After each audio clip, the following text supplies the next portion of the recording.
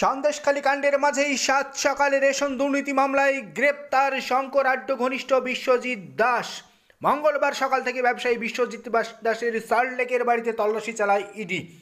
24 ঘন্টা অতিক্রান্ত হওয়ার পর বুধবার সকালে তাকে গ্রেপ্তার করে ইডি। ইডি সূত্রের খবর, এই বিশ্বজিৎ দাসের ইম্পোর্ট ও এক্সপোর্টের ব্যবসা রয়েছে। তার পিছনেই রয়েছে রেশন দুর্নীতির কোটি কোটি টাকা।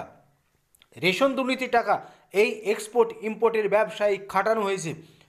এর পাশাপাশি বাড়ির সামনে থাকা বিলাসবহুল গাড়িতেও তল্লাশি চালানো হয়। সেখানে প্লাস্টিক উদ্ধার করে বাড়ির ভিতরে নিয়ে যাওয়া হয়। ইডি আধিকারিকদের অনুমান, বেশ কিছু নথি থাকতে পারে এই প্লাস্টিকের ভিতরে। তারপরে প্লাস্টিক খুলেই দেখা যায় একাধিক নথি, আর তারপরেই তাকে গ্রেপ্তারের সিদ্ধান্ত নেন ইডির আধিকারিকরা। ইডি আধিকারিকরা মনে করছেন 10,000 কোটি টাকার বেশিরভাগটাই এই এক্সপোর্ট ইম্পোর্ট কোম্পানির মাধ্যমে কালো টাকা সাদা করা হয়েছে।